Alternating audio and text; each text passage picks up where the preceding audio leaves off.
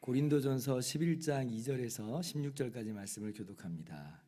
너희가 모든 일에 나를 기억하고 또 내가 너희에게 전하여 준 대로 그 전통을 너희가 지킴으로 너희를 칭찬하노라. 그러나 나는 너희가 알기를 원하노니 각 남자의 머리는 그리스도요 여자의 머리는 남자요 그리스도의 머리는 하나님이시라. 물은 남자로서 머리에 무엇을 쓰고 기도나 예언을 하는 자는 그 머리를 욕되게 하는 것이요, 물은 여자로서 머리에 쓴 것을 벗고 기도나 예언을 하는 자는 그 머리를 욕되게 하는 것이니 이는 머리를 민 것과 다름이 없음이라. 만일 여자가 머리를 가리지 않거든 깎을 것이요, 만일 깎거나 미는 것이 여자에게 부끄러움이 되거든 가릴지니라. 남자는 하나님의 형상과 영광이니 그 머리를 마땅히 가리지 않거니와 여자는 남자의 영광이니라. 남자가 여자에게서 난 것이 아니요 여자가 남자에게서 났으며 또 남자가 여자를 위하여 지음을 받지 아니하고 여자가 남자를 위하여 지음을 받은 것이니 그러므로 여자는 천사들로 말미암아 권세 아래에 있는 표를 그 머리 위에 둘지니라. 그러나 주 안에는 남자 없이 여자만 있지 않고 여자 없이 남자만 있지 아니하니라. 이는 여자가 남자에게서 난 것 같이 남자도 여자로 말미암아 났음이라. 그리고 모든 것은 하나님에게서 났느니라. 너희는 스스로 판단하라. 여자가 머리를 가리지 않고 하나님께 기도하는 것이 마땅하냐. 만일 남자에게 긴 머리가 있으면 자기에게 부끄러움이 되는 것을 본성이 너희에게 가르치지 아니하느냐. 만일 여자가 긴 머리가 있으면 자기에게 영광이 되나니 긴 머리는 가리는 것을 대신하여 주셨기 때문이니라. 같이요. 논쟁하려는 생각을 가진 자가 있을지라도 우리에게나 하나님의 모든 교회에는 이런 관례가 없느니라. 아멘. 할렐루야. 하나님의 크신 은혜와 평강이 오늘도 변함없이 여러분 가운데 가득 넘치기를 주님의 이름으로 축원합니다. 오늘 11장부터는 새로운 주제, 새로운 문제가 등장합니다. 넓게 보면 공예배에 대한 것이라고 할 수 있는데요. 오늘은 그 중에서도 이제 여자들이 머리에 너울 같은 것을 쓰고 예배하는 그 문제를 다루고 있습니다. 오늘 이 문제는 우리에게 좀 생소하죠. 왜냐하면 우리가 오늘날 예배할 때에 우리 여성분들이 머리에 뭘 쓰고 이렇게 예배하지 않잖아요. 그래서 어떤 분들은 이 말씀을 이런 말씀이 성경에도 있었네라고 이제 생각하시는 분들도 있을 수 있고, 또 어떤 분들은 이거 뭐 우리도 그럼 써야 되나 이런 생각을 우리가 또 할 수도 있겠습니다. 자, 그렇다면 오늘 말씀을 우리가 어떻게 이해해야 되는지 한번 살펴보도록 합시다.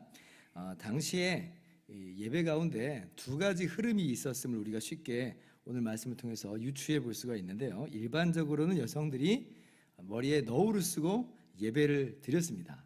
자, 그런데 고린도 교회의 어떤 여성분들이 그렇게 하지 않았다는 것을 우리가 알 수가 있죠. 기도하거나 예언을 하는데, 그러니까 예배 순서를 맡았는데 그냥 그 긴 머리 그대로 나와가지고 그냥 기도하거나 예언을 한 거예요.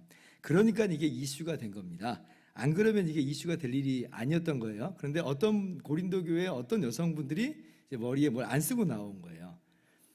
거기에 대한 이제 사도 바울의 대답은 뭔가라고 할 때에 5절과 이제 6절을 보니까 한마디로 요약하면 머리에 너울 같은 거 쓰라는 겁니다. 안 쓰려면 차라리 머리를 이제 밀어라는 거예요. 근데 이제 머리를 정말 밀라는 것보다는 당시에 머리를 누가 밀었냐면 종들이 머리를 밀었거든요.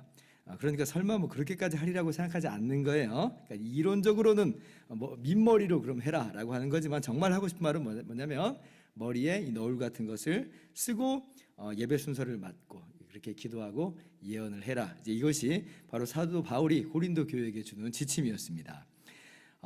그런데 이제 이러한 사도 바울의 이 지침을 이해하는 것에 있어서 두 가지 상반된 해석이 있다는 것을 또 여러분들이 또 알 필요가 있습니다. 첫 번째는요, 오늘 이 말씀을 액면 그대로 받아들여야 된다라고 하는 그 해석의 입장이 있어요. 7절 이하를 보면 지금 사도 바울께서 무엇을 근거로 지금 머리에 너울 같은 걸 쓰라고 말씀하냐면 창조 질서를 가지고 지금 이 이야기를 하고 계세요. 그래서 지금 이 창조 질서에 따라서 머리에 무엇을 쓰고 예배하는 것이 마땅하다라고 하는 겁니다. 그건 너무나 상식적이다라고 하는 것이에요. 그래서 대표적으로 오늘날 누가 이제 이렇게 예배를 드리냐면 천주교에서는 머리에 너울 같은 걸 쓰고 예배를 드립니다. 그리고 이단 중에서 하나님의 교회라고 하는 이단이 머리에 뭘 쓰고 그렇게 예배하는 것으로 제가 알고 있습니다. 두 번째 해석의 측면이 있어요. 두 번째, 이것은 당시의 문화적인 그런 측면에서 이해를 해야 한다. 그래서 당시의 문화적 배경 속에서는 이렇게 하는 게 맞지만 오늘날 그래서 반드시 그렇게 적용을 할 필요는 없다라고 하는 그런 해석적인 그 측면이 또 있습니다. 그 근거가 뭐냐면 지금 이게 구약에 이게 이런 전통이 나왔느냐는 거예요. 구약에 이러한 이 근거가 지금 뚜렷하게 나와 있느냐 할 때 제가 볼 때 구약에 이런 근거가 안 나와 있어요. 없어요. 오히려 구약의 전통을 계승한 유대교를 보면 오히려 남자가 뭘 쓰고 회당에서 예배를 드려요. 오늘 바울 사도는 지금 남자는 쓰지 말라고 하고 있거든요. 그런데 구약을 그대로 받아들인 유대교는 흥미롭게 쓴다는 거예요. 그러니까 이게 지금 머리에 뭐 쓰고 안 쓰고라고 하는 이 전통이 이 구약 성경에서부터 비롯된 전통이 아니라고 하는 것을 유추해 볼 수 있다는 거예요. 그러면 이게 어디서 비롯된 그런 전통과 관습이냐라고 할 때에 오히려 당시에 헬라 문화에 입각한 그런 전통과 관습이었다라고 하는 것입니다. 헬라 문화권에서는 남자가 안 쓰고 여자가 썼다는 거예요. 여자 중에서 안 쓴 사람이 있어요. 어떤 사람이 안 쓰냐면 장녀들, 신전의 여사제들, 신전 창녀들이잖아요. 안 써요. 그래서 이 당시 헬라 문화 속에서 머리에 뭘 쓰는 것은요, 이게 정숙과 뭐 여성다움, 순결에 이제 표였다는 거죠. 이게 당시의 관습이었다는 거예요. 근데 고린도 교회는 헬라 문화권에 있는 교회니까 헬라 문화를 그대로 지금 그 배경 속에 따르고 있었다는 거예요. 그런데 이제 안 믿는 사람들이 딱 예배당에다 왔는데 아니 지금 어떤 여자분들이 앞에 나와서 뭐 안 쓰고 지금 예언하고 기도하고 막 이런단 말이에요. 그러면 이제 충격인 거죠. 기독교는 교회는 이 헬라 신들하고 좀 다른 줄 알았는데 거기 여사제들이 하는 그 모양처럼 머리에 뭘 안 쓰고 나왔다는 거예요. 그러니까 이제 이것이 좀 당황스러워 보일 수 있는 그런 문제가 될 수 있었다는 것입니다. 이제 그분들은 그런 거죠. 우리는 그리스도 예수 안에서 참 자유해 하면서 안 쓰는 거예요. 자유해. 그런데 이제 일반 사람들이 거기에다 대고 당황하고 있는 거죠. 앉아 있는 사람도 쓰세요라고 이제 나오는 거죠. 안 믿는 사람들도 당황하고 다른 일반 교인들도 당황하는 이제 그런 일이 있었던 것 같아요. 그게 갈등이 되고 이슈가 됐던 그런 모양이에요. 그래서 이런 문화적인 해석을 취하는 입장이 오늘날 이 개신교 우리 교단을 비롯한 대부분의 교회들이 이제 취하는 입장입니다. 사실 오늘 말씀이 해석하기 참 어려운 문제예요. 이걸 어떻게 우리가 지금 어느 쪽으로 해석을 해야 되는가 쉽지는 않은 문제입니다. 근데 이제 분명히 두 가지를 좀 할 필요가 있어요. 두 가지를 분명히 해야 됩니다. 첫 번째 분명히 해야 될 건 뭐냐면 이게 오늘날 이 구원의 문제하고는 전혀 상관이 없다는 거예요. 이것이 무슨 참교회와 거짓교회를 가르는 기준이 될 수 없다는 겁니다. 하나님의 교회라고 하는 이단이 한다고 그랬잖아요. 그러면서 우리 기성교회를 공격을 해요. 그러니까 너희들은 거짓교회다라는 거예요. 거짓교회라는 말이 무슨 말이에요? 그리스도의 몸이 아니라는 거거든요. 이렇게 공격을 합니다. 행해야 구원받는다는 거예요. 행해야 구원받는다. 이걸 해야 된다. 그래야지 구원받는다. 참교회다. 근데 그렇지는 않습니다. 왜냐하면 한번 생각을 해보세요. 그러면 이것을 행해야 구원받는 것이고 이것을 행해야 그리스도의 참 몸이 된다라고 하면 반문을 해볼 수 있잖아요. 그렇게 결국 그러면 너희는 행해야 구원받고 행해야 그리스도의 몸이 된다는 거냐? 결국 너희가 말하고 싶은 거는 행위 구원이냐? 이렇게 이제 반문해보고 싶은 거죠. 결국 이 하나님의 교회는 안식교 계열에서 나온 그런 그 이단이거든요. 근데 안식교가 행위 구원적 요소를 굉장히 크게 가지고 있어요. 뭔가 뭘 해야 돼요. 하지 않으면 구원에서 떨어져 버리는 거예요. 오직 예수님을 믿는 믿음으로 구원받는 그 참 복음에서 오히려 그들이 이탈되어 있는 것을 볼 수 있어요. 그게 오히려 이단이죠. 그래서 오늘 이 문제를 가지고 구원의 문제에 결부시킨다든지, 이것이 그래서 그리스도의 참 몸이냐 아니냐 이 문제를 결부시킬 그런 사항은 아니라고 하는 겁니다. 자, 두 번째 고려할 사항은 뭐냐면 이 머리에 이제 쓰고 안 쓰고의 문제가 남자와 여성 간의 어떤 신분상의 차별을 의미하는 것, 바울 사도가 그렇게 이야기하지 않아요. 그 이야기는 아니에요. 그러니까 11절 말씀 한번 보세요. 11절 보면 그러나 주 안에는 남자 없이 여자만 있지 않고 여자 없이 남자만 있지 아니하니라. 그러니까 지금 바울 사도께서 하고 싶은 이야기는 지금 존재적으로 성별을 지금 차별하려고 하는 이야기가 아니라고 하는 거예요. 지금 남성과 여성의 기능을 구별하고 있는 거지, 이게 무슨 존재적으로 차별하려고 하는 것이 아니다. 그래서 3절 말씀 보면 보세요. 자, 나는 너희가 알기를 원하노니 각 남자의 머리는 그리스도요 여자의 머리는 남자요 그리스도의 머리는 하나님이시니라. 남자와 여자만 쓰는 게 아니라 지금 뭘까지 쓰냐면 그리스도의 머리는 하나님이시다. 요 말을 이제 굳이 씁니다. 우리가 하나님에 대해서 우리가 어떻게 성경에서 알고 배워왔어요? 성부, 성자, 성령 삼위일체 하나님이에요. 권능과 영광이 동일한 한 하나님이에요. 한 하나님. 세 위격으로 계셔요. 그래서 이 세 위격, 성부, 성자, 성령 간에는 어떤 우월이 있는 게 아니에요. 우월과 열등 관계가 아니에요. 높음과 낮음의 관계가 아니라는 거예요. 자, 그런데도 그리스도의 머리가 하나님이시다 그래요. 결국 이 말은 지금 높고 낮음의 이야기를 하고 싶은 게 아닌 거죠. 기능의 문제, 역할의 문제인 거예요. 즉 성자는 영원히 성부로부터 나온 하나님이라고 하는 거예요. 그렇다고 해서 열등하다는 거 아니라는 겁니다. 성부는 영원히 성자를 낳으신 하나님이에요. 그렇다고 해서 우월한 하나님이라고 하는 게 아니에요. 역할이에요. 성부 하나님은 낳으신 하나님이고 성자 하나님은 낳아진 하나님인 거죠. 이것을 이제 신학적인 용어로는 예수님 성자 하나님의 필연적 출생이다, 영원한 출생이다.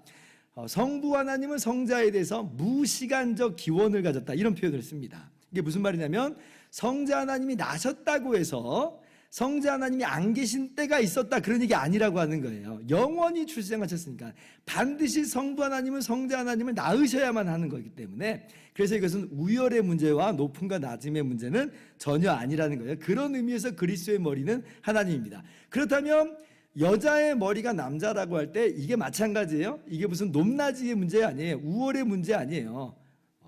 이것은 기능의 차이다. 오히려 성부 하나님과 성자 하나님의 뜻이 하나죠. 일치예요. 성자 하나님은 그 한 뜻, 그 일치된 뜻 안에서 성부 하나님의 뜻에 순종하십니다. 어쩔 수 없어서 순종하는 게 아니고 한 뜻이거든요. 일치하거든요. 그러니까 기쁘게 순종을 한다는 것입니다. 자, 부부간에도 마찬가지예요. 부부간의 뜻이 일치할 때는, 그리고 그리스도 안에서 그 뜻이 분명할 때는 여성이 남성의 뜻에, 이 부인이 남편의 뜻에 기쁨으로 순종합니다. 기쁨으로 순종해요. 그런데 이제 안타깝게도 부부의 뜻이 항상 일치하는 것만은 아니죠. 그죠? 우리 사람은 그런 한계가 뚜렷하게 있어요. 무엇보다도 그럼 남편의 머리가 그리스도인데 남편의 뜻이 항상 그리스도와 항상 똑같아요? 남편의 뜻이? 또 그렇지도 않아요. 그러니까 우리는 이 여성이 남편에게 순종한다라고 할 때 무조건 순종할 수가 없어요. 왜냐하면 남편의 뜻이 그리스도의 뜻에 일치하는가부터 먼저 봐야 돼요. 여성분들은. 근데 보세요. 여성분들이 볼 때에 남편의 뜻이 그리스도의 뜻과 일치하잖아요. 그러면 반드시 남편의 뜻에 순종해야 됩니다. 이게 이제 창조 질서인 거예요. 그러니까 그러한 측면을 지금 바울 사도가 이야기하고 있는 거지. 남편과 아내 간의 어떤 차별이나 어떤 우월의 관계, 높고 낮음의 관계를 이야기하는 것은 전혀 아니라고 하는 겁니다. 그래서 이 두 가지를 분명하게 좀 유의를 해야 돼요. 그렇다면 이 두 가지를 분명하게 유의하고 있다면, 그러면 오늘날 이 문제에 대해서 저의 입장은 개인적으로 써도 좋고 안 써도 좋다. 서로의 해석을 좀 존중하는 거예요. 이렇게 해석하는 분과 저렇게 해석하는 분이 근거가 나름대로 있기 때문에 그 두 근거를 나름대로 우리가 존중해 줄 수가 있는 거죠. 그래서 누가 쓰고 여성분 중에 쓰고 예배를 드린다. 그러면 이분은 고린도 교회의 그 전통을 잘 따르고 계시는구나. 어떤 여성분은 안 쓰고 오신다.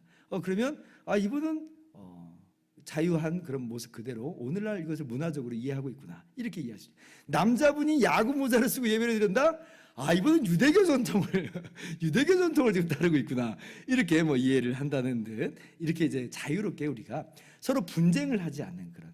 지금 이 고린도 교회는 이것이 분쟁과 다툼의 이야기가 된 거거든요. 근데 분쟁이 될 일이 없다면 그 부분은 우리가 다 그렇게 용납하면서 나갈 수 있는 것입니다. 그러니까 사실 이 문제는 사소한 문제인 거죠. 사소한 문제. 이 문제보다 훨씬 더 첨예한 그런 논쟁이었던 안식일 문제, 음식 문제조차도 사도 바울은 사소한 문제로 봐요. 사소한 문제로. 로마서 14장 6절 이하를 보면 5절 이하를 보면 어떤 사람은 이날을 전날보다 낮게 여기고 어떤 사람은 모든 날을 같게 여기나니 각각 자기 마음으로 확정할지니라. 나를 중히 여기는 자도 주를 위하여 중히 여기고 먹는 자도 주를 위하여 먹으니 이는 하나님께 감사하며 먹지 않는 자도 주를 위하여 먹지 아니하며 하나님께 감사하느니라. 그러니까 우리가 지금 이렇게 예배드리는지 저렇게 예배드리는지 우리는 다 하나님을 위하여서 살아간 사람들이잖아요. 우리 어저께 말씀 우리가 먹든지 마시든지 무엇을 하든지 다 하나님의 영광을 위해 산 사람들이거든요. 그러니까 지금 이런 모양으로 예배를 드리는지 저런 모양으로 예배드리는지에 대해서 오늘날 같은 경우에는 두 해석을 다 존중할 수 있고 그렇게 중요한 문제 아니라는 거예요. 오히려 다툴 필요는 없다는 것이죠.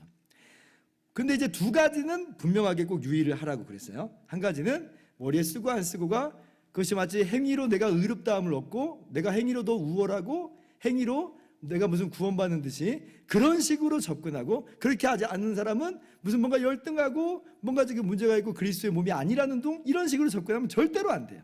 그것은 오히려 오직 은혜로 구원받는 그 구원의 도를 붕괴시키고 있기 때문에 그게 더 문제입니다. 그리고 이것이 무슨 이 차별의 문제도 아니다. 그냥 기능론적으로 남성과 여성의 기능론적인 그러한 구별과 역할의 구분을 이야기하고 있는 것이다 라고 그렇게 이해한다면 오늘 우리는 이 두 가지를 다 이해할 수 있다. 그런데 이제 우리 교단은 굳이 안 쓰잖아요. 굳이 쓰라고 그렇게 예배 지침을 주지 않아요. 그러니까 저는 또 우리 교회는 우리 교단에서 내리는 그 지침을 따르면 되는 거죠. 우리 교단은 이런 지침을 따르고 있구나. 그러면 우리는 아무런 마음의 거리낌 없이 교단의 그런 지침에 따라서 우리가 머리에 쓰지 않고 예배드릴 수 있다라고 하는 것을 여러분이 그렇게 아시면 되겠습니다. 오늘 말씀은 참 생소한 그런 내용이지만 이것도 어저께 내용과 더불어서 모든 것을 다 하나님의 영광을 위해서 하라라고 하는 그 대전제 위에서 우리가 행한다면 크게 문제가 되지 않는 것인 줄 알고 그렇게 우리가 기쁨으로 오늘 말씀을 또 받아들일 수 있기를 바랍니다. 기도하겠습니다.